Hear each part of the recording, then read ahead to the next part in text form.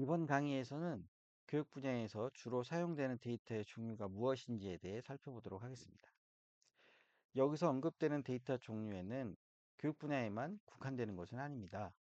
다만 교육 분야에서 주로 많이 사용되는 데이터에 대해 알아보고 그 데이터가 가진 특성이 무엇인지를 살펴보도록 하겠습니다.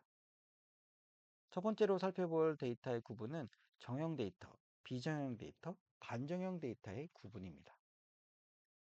데이터 과학에서 가장 흔히 사용되는 데이터 종류에 이렇게 세 가지를 나누고 있습니다.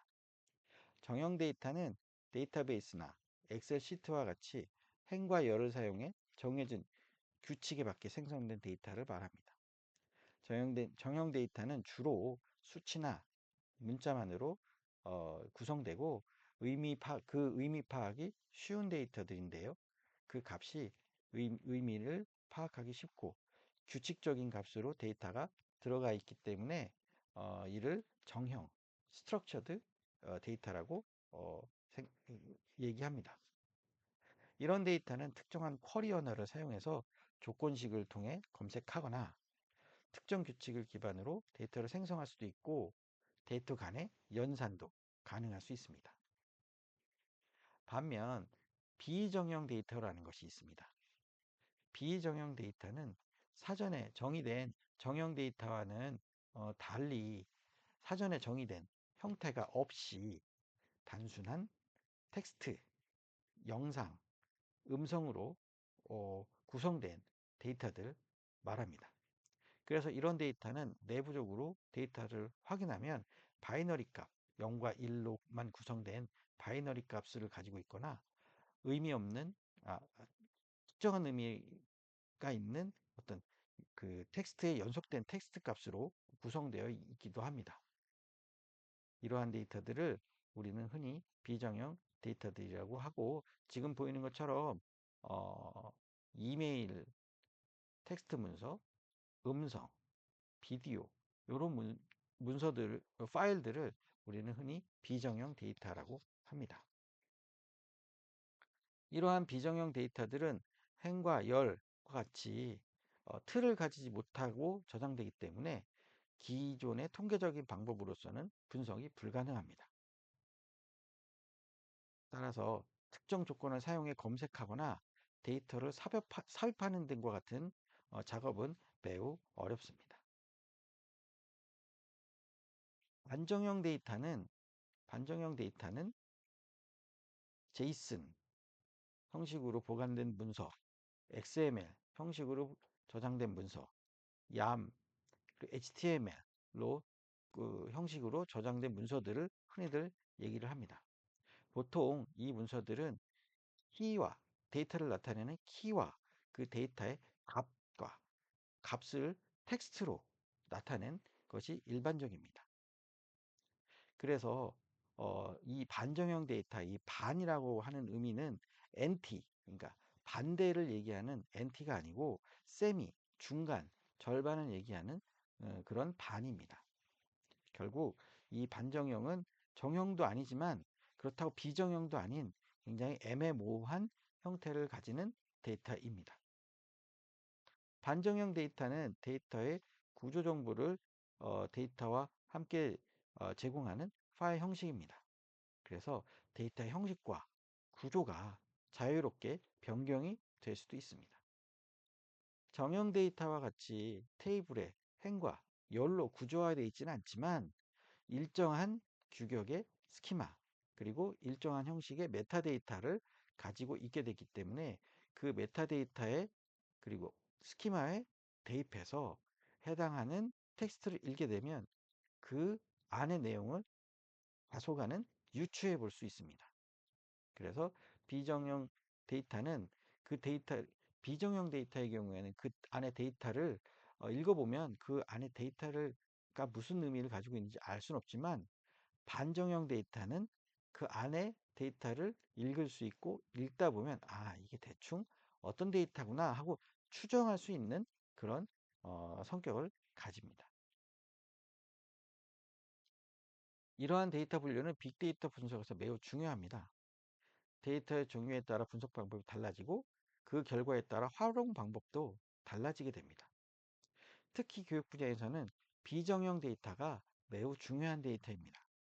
다른 분야에서와는 달리 학생들을 가리키는 과정에서 필요한 교재, 동영상, 음성 데이터가 직접적으로 학생들의 학업 성취도에 어떤 영향을 미치는지 이런 것들을 분석할 때 이러한 데이터를 분석하는 것이 다른 분야보다 훨씬 더 중요하기 때문입니다.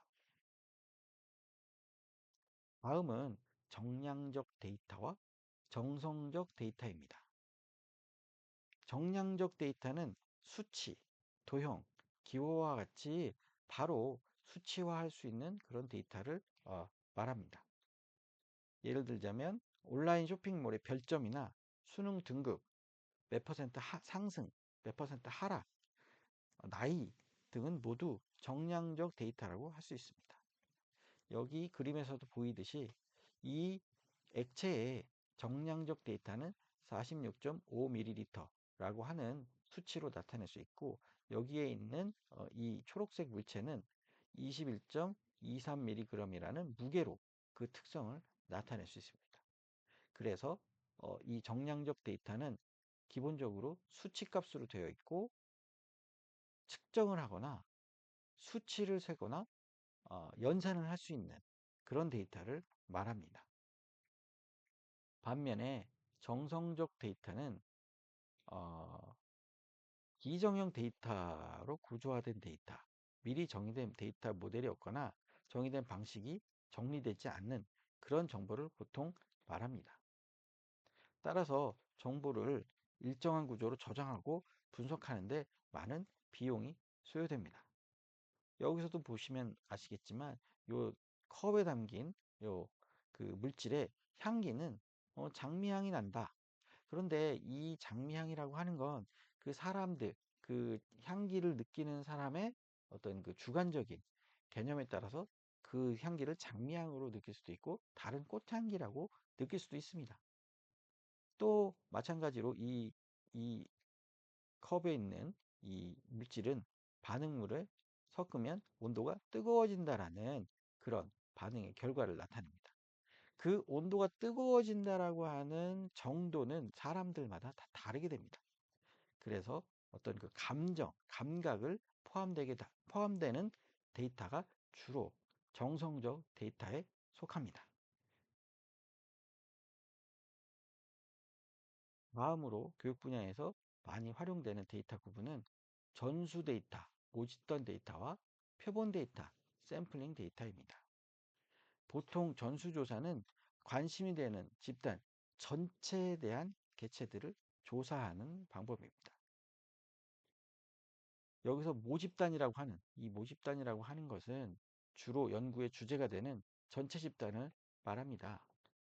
특정적 연구에 해당하는 좁은 범위의 집단일 수도 있겠지만 대부분의 경우 모집단은 그 구성 단위의 수가 어마어마하게 많아서 일개 연구자 수준에서는 연구의 엄두가 잘 나지 않을 만큼 많은 어, 수를 수인 경우가 많습니다. 이 모집단은 다시 유한 모집단과 무한 모집단으로 나누어집니다. 모집단에서 구성하는 단위가 속하는 기준이 명확하게 밝혀지지 않는다면 무한 모집단이 되고 명확하게 밝혀진다면 유한 모집단입니다. 그러니까 무한 모집단은 일반적으로 사회과학을 어, 어, 그냥 우리나라 국민이라고 하면 약간은 물론 우리나라 국민은 우리나라 안에 있는 모든 국민을 의미해서 뭐 유한 모집단일 수도 있겠지만 어, 무한 모집단일 수도 있습니다. 일반적으로 사회과학 각종 연구들에서는 유한 모집단을 연구 주제로 해서 어, 조사를 하게 됩니다. 그런데 이렇게 유한 모집단으로부터 측정한 데이터를 모수, 파라메터라고 합니다. 대부분의 연구자들은 이 모수를 파악하는 방법으로 모수를 파악하기 위해 노력을 합니다. 그런데 전수조사는 이 모집단을 전체를 대상으로 해야 되기 때문에 매우 비용이 많이 든다는 단점이 있습니다. 그래서 일개 연구자가 이 전수 조사를 시행하기란 거의 불가능에 가깝습니다. 그래서 연구자들은 대부분의 연구를 전수조사가 아닌 표본조사에서 시행합니다. 표본조사는 여기와 같이 전수 모집단에서 일부 데이터만 가지고 와서 그 데이터를 그 전수 집단의 특성 정보로 어, 파악하는 그런 방법입니다. 표본 집단은 연구자들이 다루기 용이할 만큼의 적은 수에서 규모가 결정되는 것이 일반적입니다. 대부분의 경우 통계학자들이 열심히 그동안 연구를 했기 때문에 어떤 경우에는 몇 단위 정도의 표본을 구성하는 것이 좋다. 그리고 그 정도 표본을 구성할 때는 전수 모집단의 파라미터와 평균적으로 일반적으로 몇 퍼센트 정도의 플러스 마이너스 오차가 발생한다. 그 정도의 이미 연구는 진행이 되어 있습니다. 그래서 표본의 집단으로 산출된 데이터는 통계량이라고도 하고 이 통계량을 수학적 방법을 사용해서 모집단의 성질인 파라미터를 추정하게 됩니다. 여기서 가장 많이 비유되는 방법이 대규모 요리를 하는 요리사입니다. 대규모 요리를 하는 요리사들은 보통 몇십 인분에서 몇백 인분의 요리를 하는데 이 요리에 간을 맞추려면 전체 음식을 먹어볼 수는 없으니까 음식을 잘 섞어서 요리의 일부를 먹어서 간을 맞춥니다. 물론 표본 조사를 하게 되면 이 표본 조사의 데이터가 정확한지에 대한 공격을 받습니다. 이 표본이 모집단을 제대로 대표하고 있을까? 표본에 대한 편향이 존재하는가? 이것에 대한 검증을 지속적으로 요청을 받게 됩니다. 만약 이 질문에 대해 답변이 제대로 되지 못하면 연구자들이 수행한 모든 데이터의 정확성이 모두 의심받게 됩니다. 결국 가비지 인 가비지 아웃, 쓰레기를 집어넣으면 쓰레기가 나온다는 말이 여기서 나오게 됩니다. 또 흔히들 얘기하는 통계는 새빨간 거짓말이다 라고 하는 얘기도 이 표본들이 어떻게 편향되어 있는지 이것을 제대로 검증하지 못하면 그렇게 공격받게 됩니다. 물론 모집단 성질과 완벽하게 동일한 표본 집단을 찾는다는 건 수학적으로 매우 불가능에 가깝기 때문에 아무리 잘된 연구라도 통계량과 모수 사이에는 차이가 존재할 수밖에 없습니다. 이를 가리켜서 표본 오차라고 하는데요.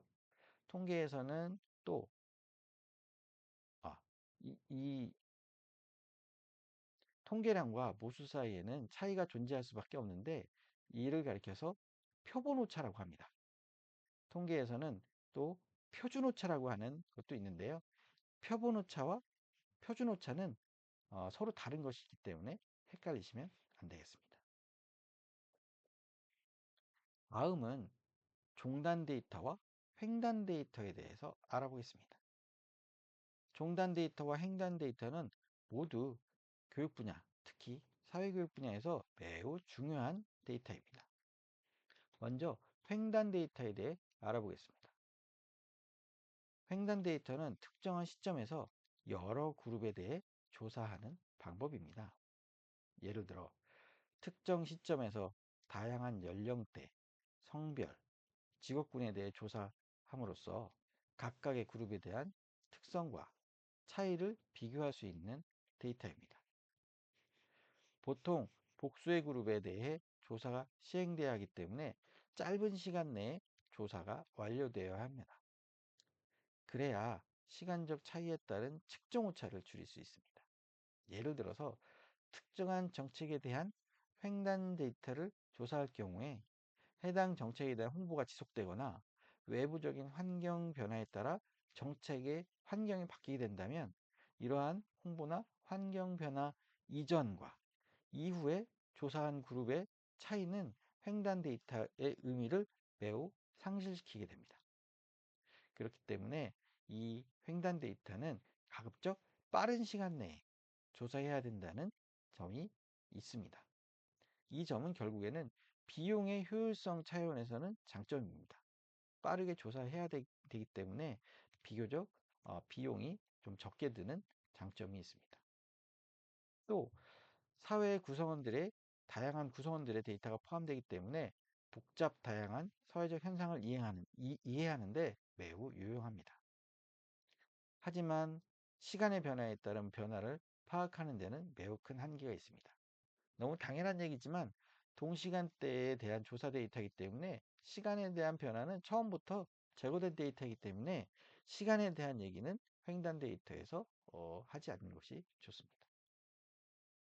반면 종단 데이터의 경우에는 특정한 그룹의 데이터가 여러 시간을 거쳐 여러 버전의 데이터가 존재하게 됩니다. 그래서 이 동일한 혹은 동질의 개인이나 그룹들의 데이터를 여러 시점에 걸쳐서 추적하여 변화 과정을 분석하는 것을 이 종단 데이터의 목적입니다.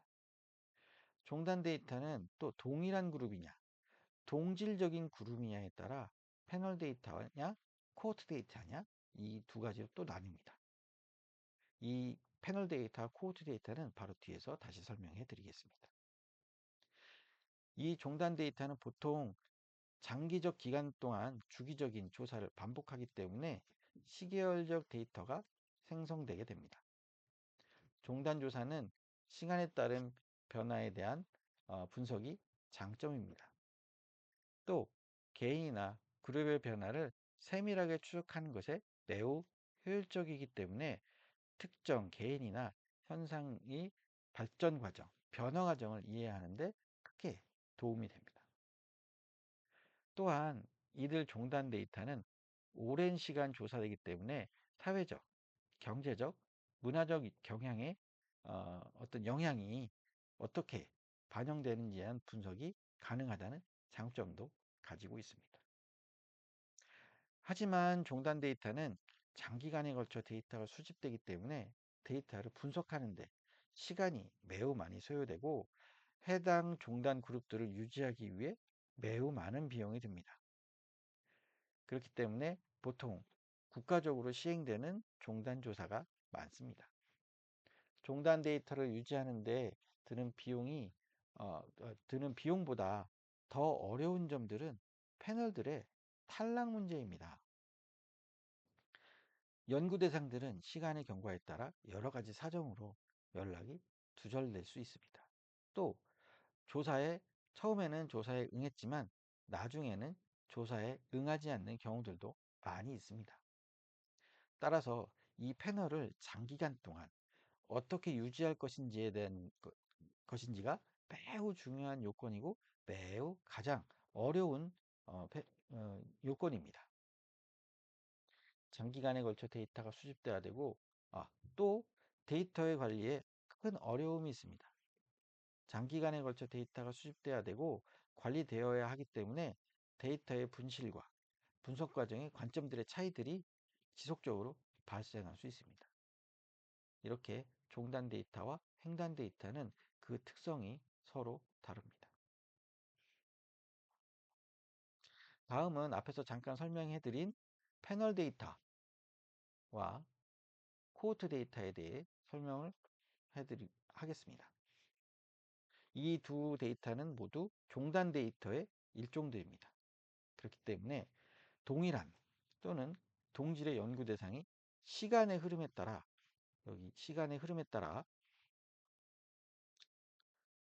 어떻게 변화되는지를 추적하는 데이터가 패널 데이터와 코호트 데이터입니다.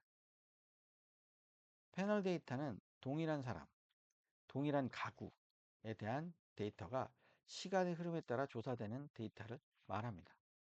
여기서도 보시면 이 패널 데이터는 동그라미 안에 있는 요 동일한 사람들에 대한 데이터가 시간대에 따라 어떻게 변화하는지를 보여주고 있습니다.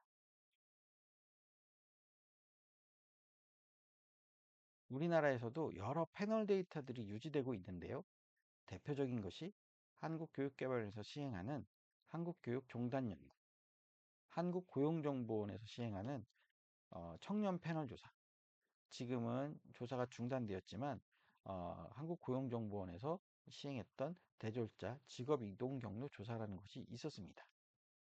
최근에는 각 시도교육청에서도 각각의 패널을 유지하면서 패널 조사를 시행하고 있기 때문에 이 각 시도교육청에서 시행하고 있는 패널 데이터가 어떤 종류인지 어떻게 시행되고 있는지를 한번 잘 알아보시는 것도 좋으실 거라고 생각이 됩니다.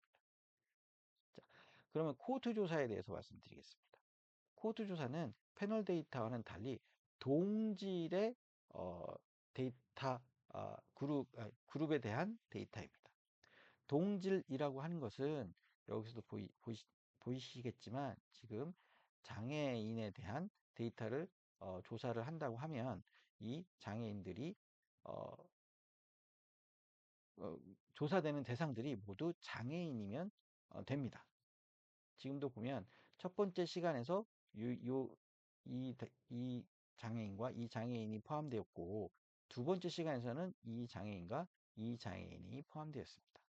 세 번째 시간에서는 또 다른 분의 데이터가 이렇게 조사되었는데 이 각각의 시간에서의 공통점은 모두 동질의 특성을 가지는 사람을 대상으로 했다라는 그런 공통점이 있습니다. 또 예를 들자면 특정 전자회사의 냉장고를 구입한 사람들을 대상으로 매년 만족도를 조사하는 경우가 있을 것입니다. 2023년도 냉장고 구입자의 만족도, 2024년도 냉장고 구입자의 만족도를 비교해서 분석하는데 사용하는 데이터들입니다. 보통 코호트 조사는 의료계에서도 많이 활용이 되고 있습니다. 특정 치료를 받은 사람들에 대한 코호트, 그리고 받지 않은 사람들에 대한 코호트를 구성해서 이들을 비교하는 경우에 많이 활용이 되고 있습니다.